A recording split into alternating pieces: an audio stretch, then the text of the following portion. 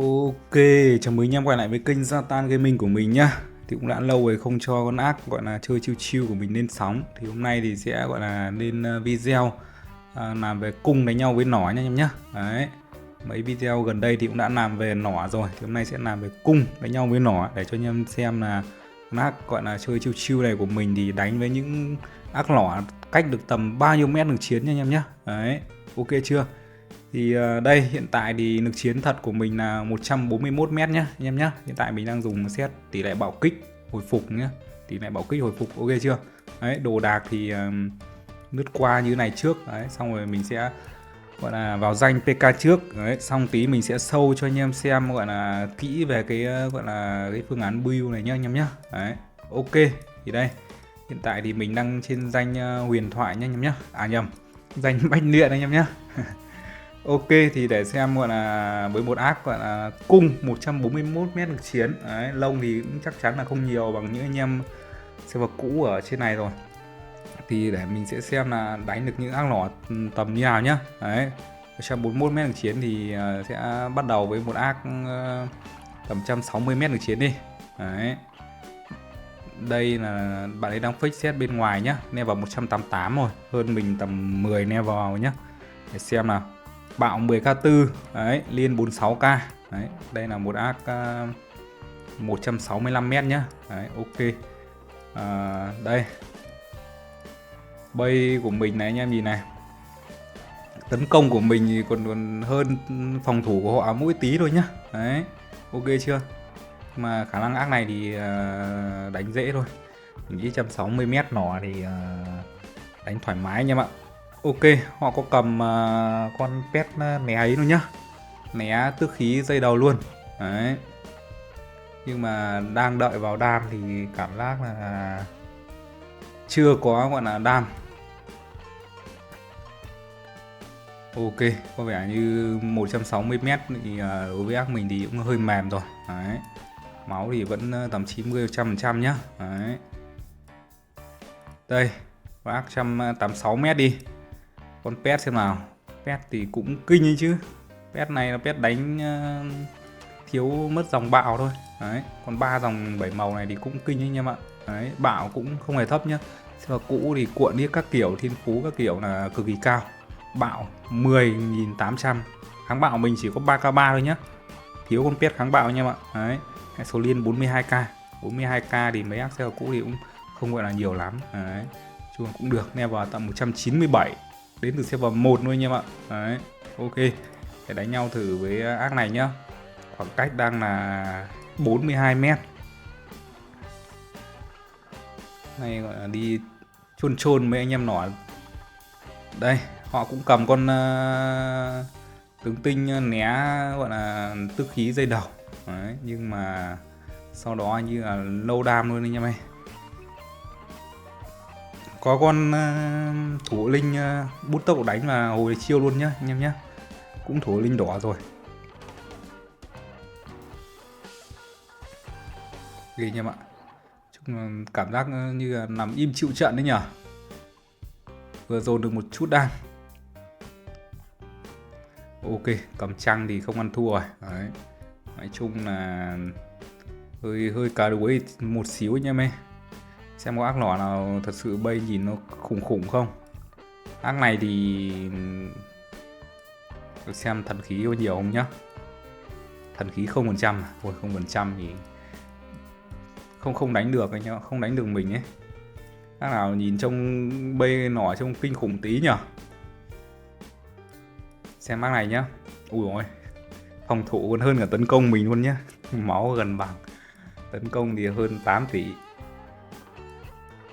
Hệ số liên 51k nhé, khá là kinh này. Sát thương bạo có 8k1 thôi. Đấy.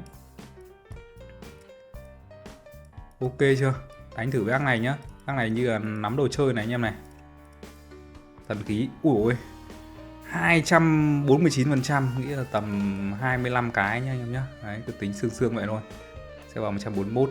Đấy. Ok.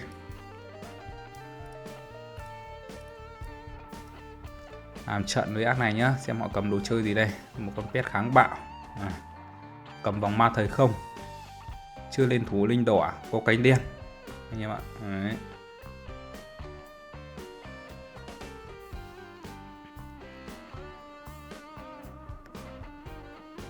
Ok, nói chung là cầm vòng ma thời không thì cũng hơi bot rồi,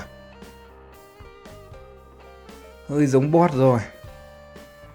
Cả báo nhá, nick thì rất nhiều đồ chơi nhưng mà đấy anh em ạ, đánh không mất máu, có báo nhảy mất tí máu thôi anh em ạ. Đấy, anh em thấy cái chỉ số đép mà dành cho cái hệ nỏ anh em thấy nó vô vị không? Đép còn nhiều hơn cả tấn công của mình nhá, mà máu thì tụt thì không phanh. Đấy, anh em hiểu chưa?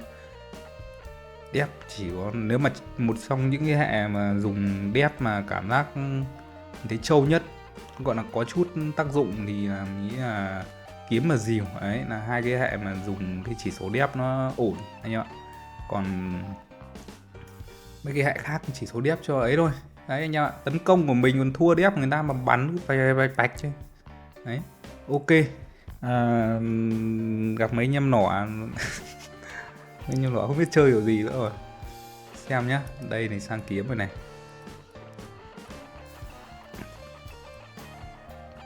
Nọ xem vào cũ nem vào 201 luôn á, cách quá xa anh em mình. Xem thử nhé, đây một ác nỏ 50k liên, bạo 9k1 thôi nhá, tấn công thì cũng 13 tỷ. Đấy, nhưng mà không biết có đồ gì đặc biệt không, cũng 2 thần khí luôn, ngang mình luôn nhá. Đấy, mình chỉ 2 thần khí thôi nha em ơi, không có gì đặc biệt lắm. Đấy, một đích nỏ 180m, đấm luôn nhá. Khả năng phải gặp những anh em nỏ siêu chuẩn rồi. Đây, nỏ né tức khí cầm cung nha anh em nhá. Đấy, để xem có sốc được không.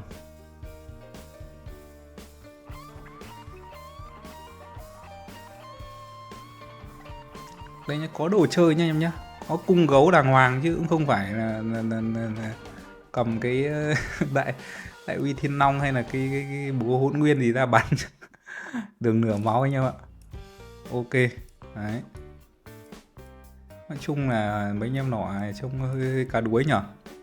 Con nỏ nào gọi là vip vip hơn không? Hai ác này vừa đánh rồi này. Đây, một nỏ thì đến từ server của PP này. Tấn công 11 tỷ nhá, bạo 10k nhá, hệ số liên 43k, hơi thấp một tí. Khí có 2 cái được. 2 cái thì cảm giác là chắc cũng không có thần khí nào cho nỏ ngon lắm. Thôi, cái mác nào trông nó thật sự là kinh khủng đi. Đốc tò lo, đây một ác thì cũng có luôn thần khí mới. Đấy, nhìn trông rực rỡ hơn đấy chứ nhở. Đây, thần khí được 8 cái nhá, hệ số liên 39k à. Bạo thì cảm giác hơi yếu nhở, 39k thì có yếu quá không? Làm trận nhá. Bây giờ đây có pet giảm hồi phục này, có pet giảm kháng bạo rắn luôn nhá. Đấy, rắn và giảm hồi phục các kiểu luôn này. Cầm né ấy, có cung, đồ thì chuẩn đánh cung kiếm rồi. Cầm luôn cả cái con gì nhỉ, thú cưỡi chim. Đấy, một combo gọi chung là phải gọi là siêu đẹp như thế này cả ấy nhá anh em nhá. Tất cả đều gọi là khá là đẹp cho lọ nhá, từ pet các kiểu này, đồ chơi mang theo nhá, cung cánh đen nhá, nó phải gọi là perfect rồi nhá, để cho anh em nọ rồi nhá. Xong rồi còn thêm cả cái con thú cưỡi chim né tước khí nữa nhá, thì mới đánh được với mình gọi là ngang ngang như thế này. Đấy, anh em thấy chưa, vẫn phải về thấp máu nhá. Thủ linh đỏ phù hợp cho nỏ luôn nhá. Đấy, ok chưa, nhưng mà bay là hơn rất nhiều. Đấy, list này thì cũng đép thì cũng hơn tấn công của mình, còn tấn công của họ thì hơn mình tầm chắc là gần 10 tỷ cơ. Đấy, mà đánh nhau cỡ đấy nha mày. Xem bên trên này xem có mấy ác nỏ nào không nhá. Đây, một ác nỏ 12k bạo, 46k liên, 183m. Đấy, đép thì cũng bằng tấn công của mình, tấn công của họ thì cũng hơn 8-9 tỷ. Ok chưa, Rolly. Đấy, đánh thử cái ác này xem nhá. Mấy cái ác mà đả đồ nó phải perfect thì mới đánh được anh em ạ. Đây, một ác thì cũng cầm lé tức khí thời không. Đấy. Cũng có con thủ linh gì nhỉ? Cho ấy nhá. Xem họ phải bật thời không nhá. Cũng đã bật thời không. Thua một chút nha anh em nhá. Đấy, ok. Những cái ác mà gọi là đồ đẹp như này.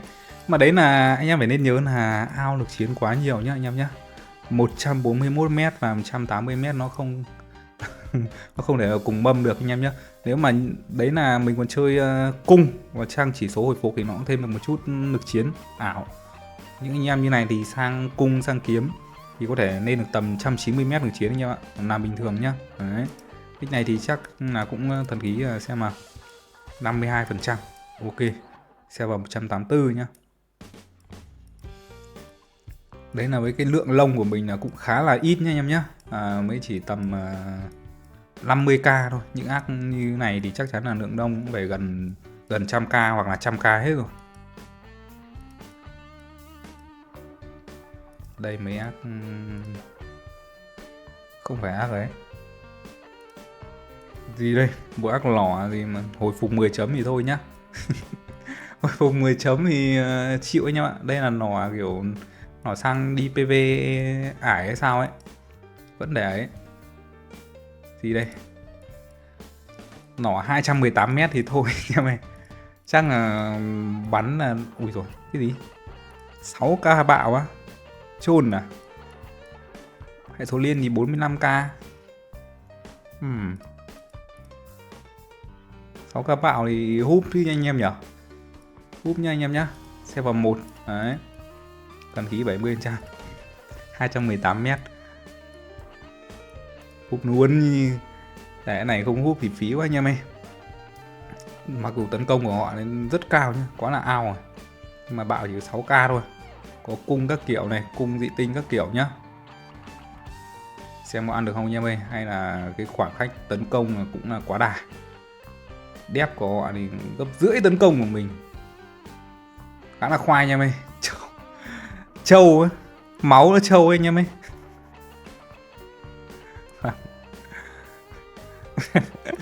Lẻ thật. Cũng không hiểu sao mình có thể đánh với một ác hơn 80m lực chiến mà vẫn gọi là bắn gần gần ngõm nha anh em nhá. Đấy. Hoặc là có cung với các kiểu đấy. Ok chưa? 190m đây. Trông con pet này trông pet xịn đấy nhở. Ui 12k bạo và 48k liên. Này là chơi thì cũng khá là chuẩn so với cái bay này rồi anh em nhé. Đấy. Và để ý là liên kích của họ là cũng khá là cao, 145% nhé anh em nhé. Đấy. Nghĩa là nói chung là con đường thông thần này 28%. Đấy. Cái này là nhìn là biết là một ác nỏ chơi lâu năm. Đấy. Chắc chắn là mình không ăn được rồi anh em ơi. Khoảng cách là 50m và đồ họ chuẩn như này thì có ăn vào mắt anh em ạ. Đánh. Nó cứ đánh để cho anh em xem là một ác như này thì sẽ như thế nào nhá. Xem mình có dồn được chút đam nào không. Đấy. Họ lé tức khí và các kiểu luôn. Mình cũng xin được nửa cọc máu luôn anh em ạ. Đấy. Khá là căng nha anh em nhá. Đấy, ok chưa? Cũng đớp được 70% máu ấy chứ. Cũng không phải ít nhá. Đấy.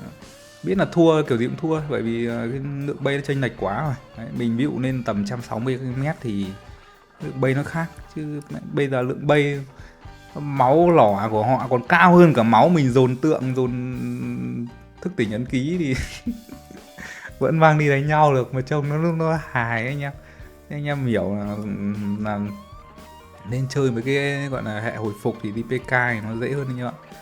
Đấy, chứ còn mấy ác nỏ mà kể cả bay cao mà đồ mình lệch lệch một tí nhá cá đuối lắm anh em ạ. Đây mấy ác nghe vào cao vãi trưởng anh em ơi. Cái máu ở nỏ họ hơn cả máu mình rồi. Đây ngang luôn. Tấn công thì còn hơn hẳn 11 tỷ thì thôi đánh vào mắt anh em ạ. 12k8 bạo thì nó vượt qua cái ngưỡng 3k3 kháng bạo mình rồi nhá. Mấy ác này thì bay hơi cũ rồi nên là không đánh nha anh em nhá. Chắc chỉ đánh được tầm dưới 180 ấy, 180 đồ đẹp thì chắc là vẫn còn đánh qua đánh lại được ấy chứ nhở. Ui ôi, 15 tỷ tấn công. Trông 15 tỷ tấn công, 52k liền. Thôi. Máu này bắn mãi nửa tiếng mới chết. Bắn cho thì nhấc hết người anh em ơi. Để xem tầm 180 thôi nhá. Đấy, đánh để xem biết được mình ở đâu. Này thì không biết cái này đánh chưa nhỉ? 8k3 bạo. Thôi, yếu ạ. Trông này yếu luôn đi chứ.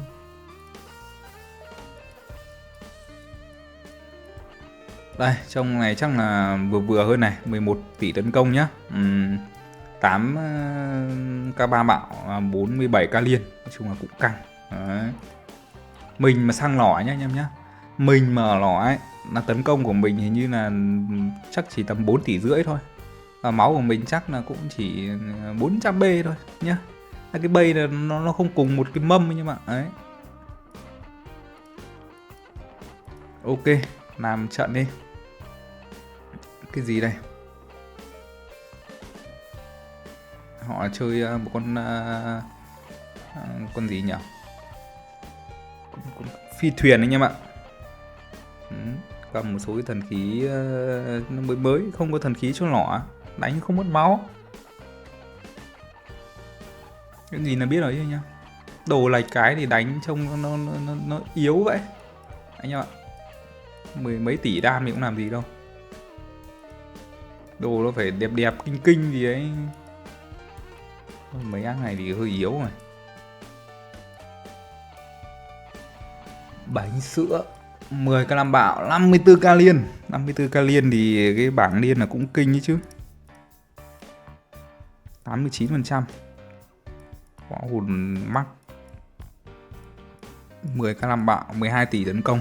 Máu thì cũng nhìn đến máu ở trong cứ hài ấy nha. Mình gọi là ôn in hết sạch vào HP rồi. Vẫn bằng cái máu ở hệ đam của họ anh em nhé. Khoảng cách được chiến với những server cũ, lông của những ác server này chắc phải gấp đôi, gấp 2.5 mình rồi ấy chứ. Đánh nhá, một lượt cuối đánh với ác mạnh tí cho anh em xem. Đấy. Ui dồi, này thì cầm quả gấu luôn nha anh em nhá. Ui ôi, gấu xong rồi bắn cùng với cung nó bắn khúc đầu mà trông mình cũng khá lì ấy anh em nhỉ. Ôi, thắng được không? Tước khí, cắm kiếm, thắng. Thấy chưa anh em bảo, mình bảo cái con gấu cưỡi game trông nó hơi hôi lông thì chuẩn nha anh em nhé. Trông đấy, né tước khí cũng là né tước khí, cũng là cung gấu nha anh em nhá. Đấy, bay là cũng khủng luôn đấy chứ anh em. 55k liên là một con số mà không phải anh em nào cũng lên được. Đấy, bộ phụ ma rất đẹp và server cũ thì võ hồn các kiểu thức tỉnh nữa lên này. Em nhìn dây đầu trông nên cung luôn này. Đấy, nên cung luôn, bắn mình. Ôi, cũng không nghĩ là nó nì như thế đâu nha mà nhá. Pet thủ linh của họ đây có ấy luôn nhá. Cầm con thú cưỡi gấu, thú cưỡi gấu con xuất kích phải không nhỉ? Tên nó là thế sao ấy. Con gấu mà né tước khí dây đầu ấy, nhưng mà những cái ấy sau thì vẫn bị né nhá. Vẫn bị tước khí anh em nhá. Nó chỉ trong cái khoảng thời gian duy trì màu xanh này. Đấy, xanh đó là nó né tước khí thôi nha mày. Tầm 3 giây thì vậy. Đấy. Nhưng mà lúc đấy mình không tước khí. Đấy, mình đợi hết con gấu đấy mình bắt đầu tước khí nha mày. Này, hết gấu rồi nhá. Tước khí cái. Đấy, nói chung là cũng phải do combat nữa nha anh em nhé. Đấy, này hết gấu rồi, tước khí tiếp. Đấy, thế là để kịp hồi 2 kỹ năng cuối, bắn chết luôn. Ok chưa? Khoảng cách là khá là căng. Đây nhá. Sao nó hiện 156m hiện trong này là xét lé ở cái set thủ cũ nhá, nên nó hiện thế nhá. Đấy, đánh 50m mà đồ họ có nhá. Ok chưa anh em? Đấy thì anh em xem đến đây là anh em biết là cái độ chênh lệch của hai cái hệ này nó đến mức nào rồi chứ anh em. Cái này anh em phải chơi gọi là chơi lỏ ấy, chơi gọi là cực kỳ khéo nhá. Thì mới gọi là chơi được, mới gọi là ấy. Chứ không thì cảm giác nó khoai vãi chưởng anh em ơi. Thì đây mình sẽ show lại cái build này cho anh em cùng có thể tham khảo. Đấy. Ok chưa? Đầu tiên là trang bị thì anh em nhớ cho mình là đánh viên nỏ thì anh em cũng không nhất thiết là phải dùng cái xét né. Bởi vì anh em xem video nỏ của mình thì biết là mình đã phân tích về cái kỹ năng nghề nghiệp của nó đấy. Nó là gần như là bỏ qua lé tầm 90% rồi. Đấy. 90% thời gian nhé anh em nhé. Đấy, ok chưa? Đấy là phần nên là mình sẽ chọn một cái set tỷ lệ bạo kích hồi phục. Đấy, tại sao chọn set tỷ lệ bạo kích hồi phục thì đây, cái này thì nói cũng nhiều rồi nhá anh em nhé. Khi đánh thường kích hoạt bạo kích, tấn công của mình tăng 40%. Đấy. Nên là anh em có thể thấy là tấn công của mình tăng 40% là tầm 2 tỷ 2 tăng 40% là lên tầm 3 tỷ đúng không? 3 tỷ. Thế là những cái ác mà đép mà tầm 2 tỷ 9 ấy, tầm dưới ấy, tầm 2 tỷ mấy đấy, như ban nãy mình đánh ấy, mình đánh vẫn vào đam này, nó cũng là do là cái độ tạ này nó kéo lên một chút nhá. Đấy là lúc đầu trận ấy. Cái đầu trận mà tấn công của mình mà thua hẳn ấy thì đánh vượt qua cái lượng đép thì nó cũng hơi khó anh em ạ. Đấy, ok chưa? Đánh cũng hơi trâu ấy. Rồi đợi một lúc thì kích các cái chỉ số khác như ở trong thiên phú này, tấn công các kiểu này nó lên này, thì bắt đầu nó đánh xuyên đép thì nó mới ổn nha anh em nhá. Đấy. Và anh em nhớ là các cái gì nhỉ, hiệu ứng mà đánh nhau theo kiểu phần trăm máu thì nó cũng có bị giới hạn bởi cái chỉ số đép. Nói chung là như thế anh em nhé. Nó ghi ở trong cái sổ tay chiến đấu này này. Đấy. Anh em là đấy, đây này, dựa vào attack của bản thân đấy, nói chung và đép của mục tiêu đấy, tính toán giới hạn đấy, nói chung là nó cứ ghi thế nhá. Trong PK thật sự thì nó muốn chỉ số chuẩn bao nhiêu thì cũng chưa rõ được anh em ơi, nói chung là có giới hạn đấy. Ok, đấy là đầu tiên. Tiếp đến kỹ năng nhá. Kỹ năng thì đây là cái bộ mình hay xài. Tại sao mình lại hay dùng bộ này? Bởi vì là mình đôi khi mình dùng bộ này để mình còn thủ được luôn mấy cái hệ khác ấy anh em. Đấy, thi thoảng mấy ác cung kiếm gì ấy vào bem thì mình có hồi phục, có khiên. Còn có thể thì bình thường mình hay dùng một bộ khác nữa là như thế này. Đấy, 2 quả dưa. Đấy, cũng được nhá, đánh nhau với nỏ như này cũng được. Đấy, tùy nhá, tùy anh em nhá. Mình thì hay dùng hai bộ này bởi vì thường thì mình thủ hệ này thì mình cũng hay kẹp để thủ hệ khác tiếp ấy. Đấy, anh em hiểu chưa? Đấy, anh em kỹ năng thì rất nhiều. Đấy, kỹ năng cho cung thì rất nhiều kỹ năng dùng được. Này, song thanh rồng gầm dùng được nhá. Cung thì cầm lấm tăng tốc cũng được luôn nhá. Đấy, ok chưa? Bom khói các kiểu là hệ nào cũng cầm được. Đấy, bạch chạm cũng thế nhá. Đây là tùy nhá. Đấy, còn cái bộ mình hay dùng thì mình sẽ sâu đây để cho anh em xem. Đấy. Đấy, dàn pet của mình thì cũng khá là bình thường thôi, cũng không có gì đặc sắc cả anh em ạ. Đấy. Ok chưa? Mình thì dùng luôn bởi vì mình là được chiến thấp hơn, nên là cái lượng đam của mình nó không được nhiều, không được dồi dào ấy. Nên là mình phải bổ sung cái lượng tấn công bằng một con pet tăng tốc độ đánh này nhá. Đấy. Ok chưa? Tăng tốc độ đánh này. Và thêm một cái con rùa. Đấy. Nói chung là tăng cái lượng khiên, tránh bị sốc quá căng anh ạ. Sốc quá căng thì nó làm mất đi cái lợi thế của mình ấy, giảm được cái nhịp độ trận đấu xuống để mình hồi phục được ấy, anh em hiểu không? Ok chưa? Chứ còn ba pet này thì bình thường thôi nhá. Còn nếu mà anh em xem ở cũ ấy thì có pet kháng bạo này thì đeo vào thì nó làm câu chuyện khác luôn nhá. 20%. Nếu mình có pet này thì kháng bạo của mình sẽ lên được tầm gần 4k anh em ạ. Đấy, tăng tầm 660% thì vậy. Đấy, thì sẽ lên được gần 4k đấy. Ok chưa? Chung là dàn pet thì ba con này là ba con gọi là cơ bản cho hệ thủ rồi nhá mấy. Hồi phục này, hồi chiêu này, giảm sát thương này, ba cơ bản nhé. Còn hai con này thì anh em có thể thay được. Hai này anh em có thể thay được. Em thích gọi là giảm tấn công của địch thì dùng chơi con nạc đà này nhá. Đấy, còn thích giảm kháng bạo thì chơi cũ con này, ok chưa?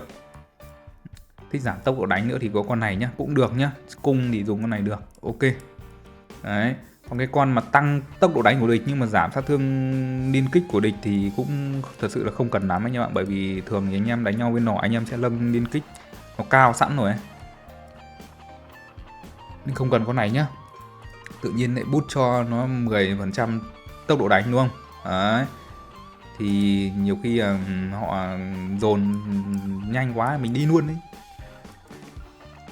Ok, đấy, pet thì cơ bản thôi. Dị vật thì cứ boost tức khí cho mình nhá. Đấy. tước khí. Nếu mà anh em sống lâu ấy, anh em như cái trường hợp cuối mà mình lấy tước khí vào con gấu ấy, đấy không thể nào né được hết toàn trận anh em. Từ khi là đen nắm thì cứ họ bật gấu lên thì mình né thì là quá đen thôi nhá. Nhưng mà kiểu gì cũng phải tước khí trúng 1-2 phát anh em ạ. Đấy, ok. Còn cái này thì là dùng theo kỹ năng thôi anh em ấy. Đấy, dùng cây kiếm này thì dùng dây chuyền này nhá. Mình hay dùng cái này. Đấy anh em ạ, mình hay dùng cái này. Thế thôi. Đấy, mình ít khi dùng cái giảm sát thương hơn. Đấy, nói chung là do thói quen thôi nhá anh em nhá. Đấy. Đấy, như mình đã bảo ấy, đánh nhau với mấy ác lực chiến cao hơn rất nhiều nên là mình cũng phải cần thêm một số nguồn đam khác để mình còn dứt điểm chứ nhá. Chứ không dứt điểm được là họ đến cái lúc mà họ tích được số tấn công từ thiên phú này kia nó bắn cho chỉ tầm 2 giây thôi là trắng máu rồi anh em ạ. Nên là mình cũng cần phải dứt điểm nhá anh em nhá. Đấy, 10% bạo kích. Chứ cũng có lấy được cái gì ở đây nữa đâu. Đấy, cứ tầm 10% bạo kích thêm vào bắn cho tăng thêm tấn công cho hệ cung nhá anh em nhá. Này là hệ cung, hệ kiếm thì chơi phải khác đấy anh em ơi. Hệ kiếm đánh nhau với nỏ này phải khác đấy. Nhiều khi là cũng phải giơ cái mặt ra để đánh, để cho nỏ nó bắn để phản kích anh em ạ. Nhưng mà hệ cung thì khác nhá. Hệ cung đấy, nếu nói về cung kiếm khi đánh nhau với nỏ thì mình thấy cung khá là dễ đánh, mặc dù là nó không trâu như kiểu kiếm có cái gì nhỉ, kiếm kỹ năng của nó có cái khiên đấy anh em. Đấy, kiếm thì nó trâu hơn tí, nhưng mà kiếm thì phù hợp đánh với rìu hơn. Đấy, còn cung thì mình cảm giác đánh với nỏ là mạnh hơn. Đấy, mặc dù là hai hệ này nó vẫn trên cơ nỏ với rìu nhá anh em nhé. Đấy, nói sơ sơ qua để cho anh em có cái nhìn về hai hệ hồi phục. Đấy, ok. Pet thì pet cho cung thì đấy vẫn là một cái con này ở server mới của mình thì mình nai con này thôi. Bạo lộ cuồng chạm này, tăng tấn công lên này. Đấy, đây là lý do mặc dù đép gốc ban đầu của họ là cao hơn cả tấn công của mình nhưng mình vẫn có đam nhưng mà mình vẫn có đam bởi vì một số nguồn đam khác thì mình đã bổ sung đây. Đấy, kháng bạo và năng lực tái sinh là hai con nói chung là tầm này không thể thiếu được, bởi vì tầm này đánh với nhiều hệ quá, mà bỏ mất một trong hai dòng thì nó cũng hơi khó chịu nha mê. Đầu tiên mà một cái dòng thủ nhá, hai dòng đều dòng thủ thôi.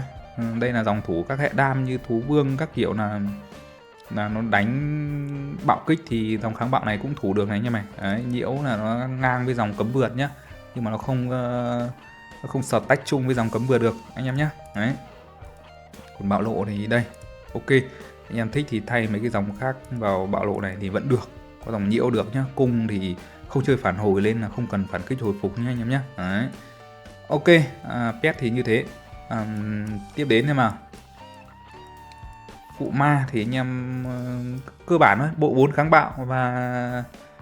kháng bạo và có giảm sát thương liên kích và kháng bạo ở đây là được. Đấy, cung thì cũng dùng sát thương đánh thường ở viên số 4 này được nhé. Đấy, đây cái bộ phụ ma của mình thì trông nó cũng hồng hồng đỏ đỏ đây. Đấy, sát thương đánh thường toàn trận 93% thôi. Ok chưa? Phụ ma thì cơ bản nhé. Phụ ma thì anh em bây giờ anh em biết địch có đam từ đâu thì anh em giảm đam từ đấy thôi, không có gì khó cả. Đấy, về phần thiên phú này, thiên phú thì phải nhấn mạnh với anh em một số chỗ để cho anh em đánh đấy nhá. Đây, thiên phú của mình thì hiện tại nó đang là 54k thôi. Nói chung là nó quá là bé so với những cái arc server cũ nhá. Cộng tầm 80k 100k nó là câu chuyện khác luôn nha bạn. Đánh nó lại khác rồi, nhưng mà 50k đấy để cộng như thế nào thì đây anh em nhá. Cái nhánh đầu tiên không thể thiếu đó chính là nhánh trái của chiến binh cho cung. Đấy, một cái nhánh gọi là tăng đam, tăng tốc độ đánh, nó quá là phù hợp với cung nhá anh em nhá. Đấy, tốc độ đánh này, tăng đam này, tỷ lệ bạo kích này tăng lên 20% nữa. Nhưng mà nói chung là thừa thì vẫn thừa thôi, nhưng mà tăng tấn công và tăng tốc độ đánh là phù hợp với cung rồi này. Đấy, cái nhánh trái của chiến binh này thì nó có thêm đầu tiên là kháng bạo nhá và bỏ qua liên kích. Đấy, mà trong đánh nhau với nỏ ấy, thì anh em vẫn nên là ưu tiên bỏ qua liên kích nhá. Anh em ưu tiên bỏ qua liên kích cho mình, ok chưa? Đấy, xong rồi bắt đầu nâng lên giảm sát thương liên kích ở trên này. Đấy, có thể nếu mà anh em ít lông thì anh em cũng không nhất thiết phải nâng vội ở cái nhánh trên này, lấy hồi phục 0.3 cũng chả để làm gì anh em nhé. Em cứ nâng bỏ qua liên kích ở hai nhánh này trước nhá. Đấy, ok. Còn sang các nhánh khác thì anh em cứ nâng giảm sát thương liên kích bình thường thôi. Ở bên nhánh thuật bắn cung này thì không có cái nhánh lớn nào nhá anh em nhé.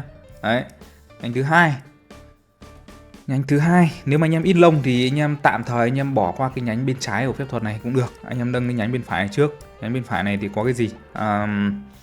Có đầu tiên là kháng bạo nhá, kháng bạo là cần này. Tiếp đến là tốc độ hồi chiêu này. Đấy, ok, đấy là hai cái cần nhá. Đấy, xong rồi anh em nâng lên bên trên này, lấy giảm sát thương liên kích. Đấy, đây mình nâng né chiêu cho vui đây nha mày. Đấy. Thấy chưa? Đây là nãy giờ là cũng chấp nhiều điểm vào né chứ. Né thấp thì cũng chả làm gì đâu nha mày. Đấy, ok. Bên nhánh cuối thì không có gì, nhưng nâng vào giảm sát thương liên kích tiếp nhá. Nói chung là cứ thế thôi. Đấy, đây chỉ số của mình này. Tấn công thì có mười mấy điểm này. Giảm liên thì đầy đủ nhá. Đấy, bỏ qua liên thì mắc là được. Đấy, nhiều cái chưa cả ấy được cơ. Trong cái bảng lông này tổng cộng mười mấy thôi chứ có được ấy đâu. Nhưng mà mấy chỗ cần full này, kháng bạo là phải full nhá. Kháng bạo là phải full này. Đấy. Tiếp đến là hồi phục. Đấy, xong rồi các chỗ giảm liên là có là được. Đấy. Ít lông thì có thể bỏ, gọi là bỏ tạm cái nhánh bên trên này và nhánh bên trái ra nhá. Hai nhánh này thì nó không cần cộng sớm quá. Đấy, nó theo cái lượng lông của anh em thôi. Ok. Nông thì cũng nói chung là cũng đơn giản như thế thôi nha bạn. Nỏ thì có liên kích và bạo kích thì mình cứ giảm liên kích, bỏ qua liên kích, kháng bạo là được nhá. Tức là nhấn ký thì anh em có thể chia thêm một chút vào kháng bạo như mình này, tỷ lệ như mình này thì ok nhá. Đấy. Cho thêm kháng bạo lên tí đi, chứ nếu mà không lông ở đấy kháng bạo có 2k mấy thì trông nó hơi hôi lông anh em ạ. Đấy. Kháng bạo lên được 3k3, chung là cũng khá là thấp. Đấy. Thông thần thì đánh nhau với nỏ thì cứ bỏ qua liên kích thôi nha em. Bỏ qua liên kích. Đấy. Tầng 1 thì không quan trọng nhá. Tầng 1 thì anh em thích nâng gì cũng được. Tầng 2, tầng 3 thì cứ bỏ qua liên kích cho mình. Đấy. Ok. Đấy, như này thì mình bỏ qua liên kích 89%. Đấy, nên là anh em có thể thấy là đánh với những ác được chiến chênh rất nhiều nhá. Nhưng mà vẫn ok thì nó là như thế. Đây. Tinh trận thì có cái bộ người đá này, đấy, gây đam này, giảm hồi chiêu này, đấy, và thêm một cái khiên. Đấy, cái bộ này thì nói chung là dùng được khá nhiều trong các phương án ấy. Đánh nhau với nỏ thì cũng được nha anh em nhá. Không nhất thiết phải dùng bộ 3 khiên làm gì. Dùng cái bộ chủ động này thì giúp anh em gọi là gây đam, đấy, tránh để gọi là đêm dài lắm mộng, dứt điểm gọi là thật sớm để cho địch. Nói chung là chầu trời sớm thì ok hơn đấy anh em ạ. Để qua 1 phút thì nhiều khi nó quá nhiều cái gọi là biến cố anh em ơi. Đấy. Ok, võ hồn gì đây? Võ hồn đây nha anh em nhá. Đấy, nó cũng theo cái tỷ lệ của anh em thôi. Ví dụ anh em cứ nâng HP chênh với kháng bạo thêm tầm chênh tầm 15 vào là được. Đấy, đối với những anh em chưa full võ hồn đấy. Còn tấn công với cả sát thương đánh thường thì nâng theo cái lượng võ hồn của anh em thì cứ tầm 25-30 vào cho nó rẻ cho nó có tí chỉ số rồi nhá. Đấy, ok. Cũng không nhất thiết phải dồn lên cao quá làm cái gì. Đấy. Để xem là còn gì nữa nhỉ. Đây, đồ chơi thì gợi ý cho anh em một số đồ chơi mà đánh nhau với nỏ phù hợp. Thì thần khí thì tất nhiên là cái mình thì cũng chỉ có một trong 2 thần khí thôi, nên là mình sẽ chọn vòng ma thời không. Đấy, ma thời không thì cũng là một cái thần khí nó khá là VIP, nói chung là một thần khí VIP nhá. Đấy, dùng được cho gọi là các hệ luôn, các trường hợp luôn đấy chứ. Đấy. Không thì anh em dùng một số cái thần khí khác mà có giảm. Đầu tiên là một cái thần khí này, nó cũng có ấy này, chống đỡ này, giảm được lượng sát thương sốc của nỏ này. Đấy. Cái này thì nó cũng khá là kinh nha. Cái này thì cũng khá là kinh với các anh em nỏ đang bắn thì bị hững nhịp này. Đấy. Cái này ngưng động thời gian này. Đấy, ok chưa? Nói chung là cây nhà lá vườn thì anh em có gì dùng đấy nhá. Đấy. Và nói chung là anh em nào cũng nên hạn chế dùng trái tim này cho cung nhá. Cái trái tim này thì nó sẽ như nó khóa đòn đánh của anh em thì phải. Đấy, nên là cung thì không bắn được thì nó cũng hơi thò đam tí nhá. Nói chung là cứ đeo mấy cái thần khí mà nó liên quan đến thủ một chút được. Đấy. Sau này nếu mà anh em đổi được cái chai đổi Sigen thì dùng cái này đánh nỏ cũng ngon mà nhá. Đấy, nó tạo ra một cái con để cho anh em nó tanh cho anh em ấy. Ok chưa? Nói chung là thần khí thì đấy, cung nó không nhất thiết phải thần khí này thần khí kia làm cái gì quá nhiều nhá. Nó dùng được nhiều cái. Còn nỏ mà đi đánh mà cầm mấy cái thần khí gì ấy thì anh em thấy là họ bắn nó không có đam đâu nhá. Đấy, cứ phải cung này kia xong các kiểu nữa, khó.